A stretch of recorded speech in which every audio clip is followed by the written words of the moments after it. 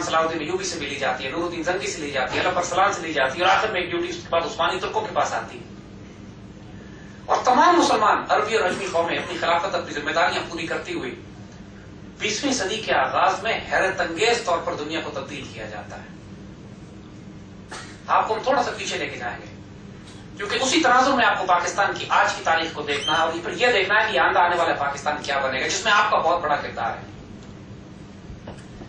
پہلی جنگ عظیم صرف یورپ میں نہیں لڑی گئی، اس کا جو شدید ترین نقصان اٹھانا پڑا وہ مسلمان ملت کو اٹھانا پڑا.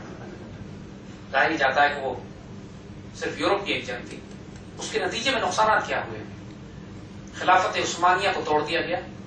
ایک خلافت کا انسٹیٹیوشن، وہ ادارہ جو 1400 سال سے مسلمانوں میں چل رہا تھا، اس کو توڑ کر تقریباً 57 مسلمان ملک نکالے گئے.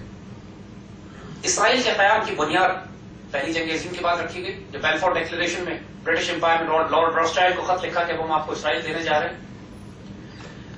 اور وہ اتنا تاریخی کا دور تھا امت مسلمہ کے لیے کہ سوائے مکہ مدینہ کے یا افغانستان کے کچھ علاقوں کے پوری مسلمان ملت پہلی دفعہ اسلامی تاریخ میں غلام بنائی جا چکی تھی. کوئی خطہ زمین ایسا نہیں تھا جو غلام نہ. پورا مڈل ایسٹ، پورا افریقہ، پورا انڈیا. خلافت عثمانیہ ٹوٹ چکی تھی. آخری انڈیا تو پہلے ہی 1857 کی جنگ آزادی کے بعد غلام بن چکا تھا. اور اس تاریخی کے دور میں جب ہسٹورک امپاسبلٹی تھی، یعنی قائد اعظم کانگریس میں شامل تھے. علامہ اقبال 1911-1912 کے بعد تو اقبال نے اپنی شاعری کا آغاز کیا تھا. اور اتنی تاریخی تھی کہ 1918 میں مسلمانوں نے جب خلافت موومنٹ چلائی ہمارے بزرگوں نے، اس سے پہلے وہ جو الطاف مسدد سے حالی لکھی گئی، جس کے اندر وہ حالی پٹ جاتے ہیں، رو پڑتے ہیں اللہ سے کہ اے خاصا نے رسول وقت دعا ہے، امت پہ تیری عجب وقت پڑا. یعنی ہمارے بزرگوں نے ہماری سوچا نہیں تھا کبھی خواب میں کہ کوئی ایسا وقت بھی آئے گا جب پوری امت رسول غلام بنا دی جائے گی. ہمارے بزرگوں نے خلافت موومنٹ چلائی. خلافت کو بچانے کے لیے جنگ طرابلس میں اقبال نے نظمیں لکھی. خوبصورت فاطمہ بنت عبداللہ کی نظم لکھی گئی، فاطمہ تو آبرو امت مرحوم ہے، ذرہ ذرہ تیری مشتخاب کا معصوم ہے. ہندوستان میں لوگوں نے اس وقت عورتوں نے اپنے زیور دیے، مردوں کو ڈاکٹروں کا ڈیلیگیشن کیا. آج تک ترک مسلمان ہمارا احسان مانتے ہیں کہ ہم نے ان کی اس وقت مدد کی تھی. اور آج تک ترکی واحد ملک ہے دنیا کا کہ جہاں پر پاکستانیوں کے ہاتھ چومے جاتے ہیں. کیوں؟ اس لیے ہمارے بزرگوں نے 1918 میں قدر شناس قوم ہے ترک، ماشاءاللہ کوئی وجہ تھی کہ اللہ تعالیٰ نے ہم کو اتنی مسلمان ملت کی قیادت دی. اس وقت جب ممکن نہیں تھا، قائد اعظم جیسا شخص یہ کہتا تھا، انڈین نیشنلسٹ تھے اس وقت، وہ یہ بات کی. اس وقت قائد اعظم نہیں بنے تھے، محمد علی جناح تھے. اس وقت یہ بات کرتے تھے انڈین نیشنلسٹ کے ساتھ ہمیں یونائٹڈ انڈیا میں انگریزوں کے ہندوؤں کے ساتھ مل کر رہنا پڑے گا. کوئٹ انڈیا موومنٹ تو چلائی گئی، لیکن ہندو مسلمان بھائی it was under these environment. اس ناممکنات میں جب بالکل تاریخی پھیل چکی تھی، ایک طرف شودی تحریک شروع ہو چکی تھی، مسلمانوں کو ہندو بنایا جا رہا تھا، ایک طرف ڈیسپریشن میں آ کے ہجرت کی تحریک شروع کی گئی، سارے مسلمان اپنے زمینیں بیچ کے افغانستان جائیں. وہ تحریک بھی ناکام ہوئی، سارا بیڑا گرک ہوا، مسلمانوں کی اکانومی تباہ کر کے رکھ دی گئی. جو مسلمان تھے انگریزوں نے جمعیت علماء ہند بنا ڈالی، جس کے اندر جتنے بھی ریلیجیس کلاس تھی پرو کانگریس تھی، جو پولیٹیکل کلاس تھی وہ تھی کانگریس کی، مسلم لیگ ایگزسٹ نہیں کرتی تھی. اس صورتحال میں جب اندازہ کیجئے کتنی مکمل تاریخی تھی، پوری مسلمان دنیا میں کوئی وجود نہیں رکھتا تھا، کوئی تحریک، کوئی موومنٹ، کوئی فرق. اس وقت اللہ تعالیٰ نے جو اپنے فقیر کو، درویش کو بھیجا جس خطہ زمین پر، جس سے آنے والے وقتوں میں اللہ نے کام لینا تھا، خوشخبریاں دینی تھی. اقبال کی پیدائش ہندوستان میں سیال کوٹ میں اس خطے زمین میں، اور اقبال کا کلام اردو اور فارسی میں اور انگریزی میں اس بات کی سب سے بڑی دلیل تھا کہ آئندہ آنے والے وقتوں میں اللہ نے کام اس خطہ زمین سے لینا ہے. اقبال کو اللہ عربوں میں پیدا کر سکتا تھا، ترکوں میں پیدا کر سکتا تھا، لیکن اقبال کی پیدائش اس خطہ زمین میں، جس پر اقبال نے بڑے فخر سے کہا تھا کہ میرے عرب کو آئی ٹھنڈی ہوا جہاں سے، میرا وطن وہی ہے، میرا وطن وہی ہے. کام اللہ نے اس خطہ زمین سے لینا ہے. 1930 میں جب اقبال نے یہ بات کہی کہ جس وقت بات ہو رہی تھی کہ ہندوستان کے اندر ڈیموکریسی کے ذریعے رول آف دا میجورٹی ہو، یعنی ہندوؤں کی حکومت ہو جائے گی اور یونائٹڈ انڈیا میں زندگی گزاری جائے گی، اس وقت اس فقیر نے وہ ریڈیکل کانسیپٹ دیا. اور دیکھیے انہوں نے کوئی سجیشن نہیں دی، پریڈکٹیو بات کی ہے. میں دیکھ رہا ہوں، مجھے دکھایا جا رہا ہے یہ کہ شمال مغربی ہند کے یہ صوبے الگ کر کے الگ ریاست بنائی جائے گی. یعنی انہوں نے ایک پریڈکٹیو بات کی، یہ نہ سر ایسے ہو جانا چاہیے، نو، میں یہ دیکھ رہا ہوں، دس از واٹ از ہیپننگ. 1938 میں جب اقبال کا انتقال ہونے لگا، 30 کی بات ہے یہ، 38 میں اقبال کا انتقال ہونے لگا، تو لوگوں نے مذاق اڑایا اقبال کا کہ آپ کیا کرتے تھے کہ جناب ہندوستان میں ریاست بنے گی، ایک ملک آزاد ہوگا. ممکن آثار نہیں ہے، مسلم لیگ کا وجود ہی نہیں پڑتے کہ 1935 کے الیکشن ہوتے ہیں اس میں کانگریس جیتتی ہے، مسلمانوں کو ووٹ ہی نہیں ملتا. اور جیسی کانگریس آتی ہے کہیں وندے ماترم شروع ہو جاتا ہے، گائے کی قربانی پہ پابندی، مسلمانوں کی نمازوں پہ پابندی، مسجدوں پہ پابندی، ایک قتل ہو، ایک طوفان برپا ہو جاتا ہے. یعنی ایسا طوفان برپا ہوتا ہے کہ 1939 میں جب کانگریس کی حکومتیں ختم ہوتی ہیں تو قائد اعظم جیسا شخص کہتا ہے مسلمانوں کو یوم نجات مناؤ، ڈے ڈیلیور شکر جان چھٹی دفعہ ہوئی. ہمیں تو ہندو بنا بیٹھے تھے. پہلی دفعہ 1000 سال کے بعد ہندوؤں کو حکومت ملی تھی 1935 میں. اس وقت انگریز موجود تھا اور وہی حشر انہوں نے کیا ہمارے ساتھ. تو 1938 میں جب اقبال کا انتقال ہو رہا تھا تو لوگوں نے مذاق اڑایا اقبال کا، طنز کیا کہ آپ خوشخبریاں دیتے تھے، ایک ہوں گے مسلم حرم کی پاسبانی کے لیے نیل کے ساحل سے لے کر تابا خاک کے کاشغر، یہ کہاں ہوگا؟ آپ بات کرتے تھے کہ کریں گے اہل نظر تازہ بستیاں آباد، کدھر ہوا یہ سب کچھ؟ آپ بات کیا کرتے تھے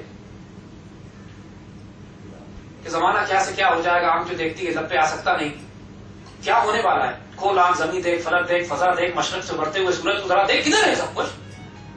دا رائز آف دا ایسٹ، مشرق میں مسلمانوں کا آغاز، عروج تہران ہو کر عالم مشرق میں جنیوا شاید کہ اقوام عالم کی تقدیر بدل جائے. یہ سب کس کے لیے ہونا ہے، کب ہونا ہے؟ تو اقبال نے سارے طنز کا جواب ایک شعر میں دیا تھا. عشق کو فریاد لازم تھی سو وہ ہو چکی، عشق کو فریاد لازم تھی سو وہ ہو چکی، اب ذرا دل تھام کے فریاد کی تاثیر دیکھ، دیکھو کیا ہوتا ہے. یہ باتیں اخلاص طے ہونے والی نہیں ہیں. یہ پاکستان کیا ہے دیکھیے، میرے آقا صلی اللہ علیہ وسلم ہجرت فرما کے جا رہے ہیں، میرے آقا صلی اللہ علیہ وسلم ہجرت فرما کے جا رہے ہیں.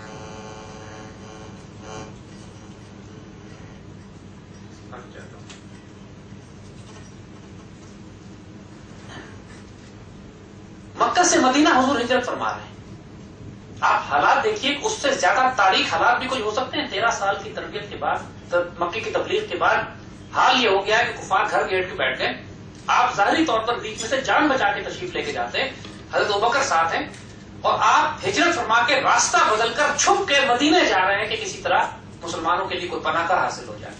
اس وقت سراقہ گھوڑے پر آپ کے پیچھے آتے ہیں اور ان کا گھوڑا گرتا ہے، بار بار وہ پکڑنے کی کوشش کرتے، نہیں ہوتے، مسلمان ہو جاتے ہیں. اب یہ الفاظ دیکھیے حضور یہاں پہ سراقہ سے کیا فرماتے ہیں. سراقہ، تمہارا کیا حال ہوگا کہ جب تم کسرا کے یعنی ایران کے بادشاہوں کے کنگن اپنے ہاتھوں میں پہنو گے. یعنی آپ سوچئے ذرا، یعنی دوسرے لفظوں میں حضور یہ فرما رہے ہیں کہ سراقہ تم اپنے لائف ٹائم میں، in your life time you will see that Muslims will overrun the Persian Empire, اور اس کے بادشاہ کے خزانے تمہارے ہاتھوں میں ہوں. یہ بشارت ہجرت کے موقع پہ سراقہ کو دی جا رہی ہے. یہ عقل میں آنے والی باتیں نہیں ہیں. اللہ تعالیٰ کی اسکیم تو اسٹریٹجیز عقل میں نہیں آتی. صاحب نظر لوگ ان کو صدیوں آگے دیکھ رہے ہوتے. اور حضرت عمر رضی اللہ تعالیٰ عنہ کے دور میں جب پرشین امپائر فتح ہوتی ہے، کسرا کے کنگن آتے ہیں، بلا کے مسجد نبوی میں ڈھیر کیے جاتے ہیں. حضرت عمر سراقہ کو بلاتے ہیں، کنگن اٹھا کے سراقہ کے ہاتھوں میں پہناتے ہیں. رسول اللہ نے تم سے اس وقت وعدہ کیا تھا، جب تمہارے.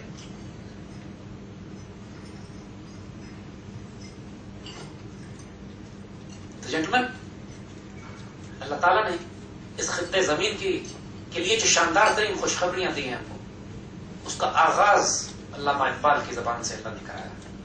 جو کچھ اقبال نے اپنی شاعری میں بات کی ہے، پورا اقبال کا کلام اٹھا کے دیکھ لیجیے، پاکستان کا لفظ بھی نہیں ہے اس میں، ہندوستان کی تقسیم کی بات ہی نہیں کی ہے. جو پوری شاعری ہے اقبال کی، وہ اس نسل کے لیے آنی ہے جو پاکستان بننے کے بعد آئے گی.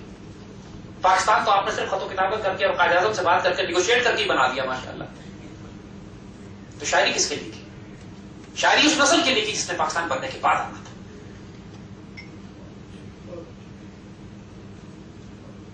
جس نے اس امت کا بوجھ اٹھانا ہے جو آنے والی صدیوں میں اس نسل کو، اس قوم کو دیا جائے گا. 1992 میں اللہ نے ہمیں موقع دیا، افغانستان میں ہم نے کابل کیپچر کیا، افغان مجاہدین کے ساتھ ہم سوویت یونین کے خلاف جنگ میں شریک تھے. اس کے بعد ہمیں تاجکستان کی سرحد پر ہم تھے اور تاجکستان میں انقلاب برپا ہو رہا تھا، اور وہاں پر تاجک مسلمان کمیونسٹ رول سے آزادی کے لیے جدوجہد کر رہے تھے. ہزاروں لاکھوں لوگ سڑکوں پر نکلتے تھے اقبال کا کلام پڑھتے ہوئے، معمار حرم باز بتعمیر جہم خیز، دس خواب گراں خواب گراں خواب گراں خیز. اے جس نے حرم کی تعمیر کی تھی، اٹھو، اب نئے زمانے کی تعمیر کرو، گہری نیند سے اٹھو، گہری نیند سے اٹھو اور گہری نیند سے اٹھو. 92 میں اقبال سینٹرل ایشیا میں انقلاب برپا کر رہے تھے. 1979 میں اقبال ایران میں تہران میں انقلاب برپا کر رہے تھے. 1930 سے 47 تک اقبال نے ہندوستان میں انقلاب برپا کر کے پاکستان کی تعمیر کی. اور اقبال صحیح معنوں میں، اقبال خود فرماتے ہیں کہ اللہ نے مجھ سے وعدہ کیا ہے کہ میرا یہ کلام کبھی مردہ نہیں ہوگا، اس کو ہر دور میں زندہ کیا جائے گا. اور یہ امت کی رہنمائی کرے گا، قیادت کرے گا. اقبال نے یہ زندہ رود میں اقبال کے بیٹے جسٹس جاوید اقبال نے یہ پورا واقعہ زندہ رود کتاب جو اقبال کی سوانح عمری لکھی ہے اس میں انہوں نے کوٹ کی ہے. آئیں اس پاکستان کی روحانی ڈائمنشن آپ کو بتائیں. یہ پاکستان اس کے قومی ترانے کے آخر میں لکھا ہوا ہے، اس میں سایہ خدائے ذوالجلال ہے. صرف سایہ خدائے ذوالجلال نہیں، نبی کریم صلی اللہ علیہ وسلم کا فیضان بھی پاکستان کی تعمیر میں شامل ہے. اس وقت پورے ہندوستان کے علماء قائد اعظم کو کافر اعظم کہہ کر ان کے مقابلے پر کھڑے ہو گئے. قیامت مچی ہوئی تھی، قائد اعظم کا کوئی ساتھی نہیں تھا. اس وقت اللہ نے پیر جماعت علی شاہ کو بھیجا. پھر جماعت علی شاہ صاحب نے پورے ہندوستان میں امیر ملت کہلاتے پورے ہندوستان میں دورے کیے، پورے پاکستان کی تحریک کو بیدار کیا. قائد اعظم پیر جماعت علی شاہ صاحب کو اپنا مرشد تسلیم کرتے تھے. اس موقع پہ اہل طریقت میں، فقراء میں، اولیاء میں پیر صاحب نے آ کے پورے ہندوستان کے علماء فقراء کو، کیونکہ سب پیر صاحب سے یہی پوچھتے تھے اس انگریز کو آپ کیوں سپورٹ کرتے ہیں؟ دیکھنے میں انگریز ہے، غزاقت انگریز کی ہے، انگریزی بولتا ہے، اردو جانتا بھی نہیں. پیر جماعت علی شاہ کے الفاظ ہیں کہ کام رسول اللہ کا ہماری ڈیوٹی کر رہا ہے، ہم اس کا ساتھ دیں گے. جو علماء تھے ٹریڈیشنل کلاسیکل علماء، جمعیت علماء ہند تو مخالف، یعنی جمعیت علماء ہند کا ایک پورا ڈیلیگیشن آتا ہے قائد اعظم کے پاس، کہتا ہے ہم آپ کو ووٹ نہیں دیں گے کیونکہ ہمیں شک ہے کہ آپ شیعہ ہیں. قائد اعظم کہتے ہیں ٹھیک ہے، پھر آپ گاندھی کو ووٹ دیں، وہ سنی ہوگا. اور انہوں نے گاندھی کو ووٹ دیا اور آج تک وہ گاندھی کو ووٹ دیتے آئے. اس میں سے دو علماء الگ ہوئے، اشرف علی تھانوی صاحب اور علامہ شبیر احمد عثمانی. شبیر احمد عثمانی صاحب سے جب ان کے تمام حلقے نے پوچھا کہ آپ نے کیوں قائد اعظم کی حمایت کرنا شروع کر دی اوور نائٹ، راتوں رات، پہلے مخالفت کرتے تھے، حمایت میں آ گئے، حتیٰ کہ قائد اعظم کی نماز جنازہ بھی علامہ شبیر احمد عثمانی نے پڑھا. شبیر احمد عثمانی فرماتے ہیں میری مجال کہ اب میں قائد اعظم کی مخالفت کروں. میں نے رات خواب میں حضور صلی اللہ علیہ وسلم کی زیارت فرمائی ہے، حضور کے ساتھ قائد اعظم کھڑے تھے، حضور نے ان کو مخاطب کر کے کہا میرا سپاہی ہے، اس کی مخالفت نہ کرنا. میری جرت ہے کہ اپنے قائد اعظم کی مخالفت کروں. یہ آفت بچا گئی شبیر احمد عثمانی کی.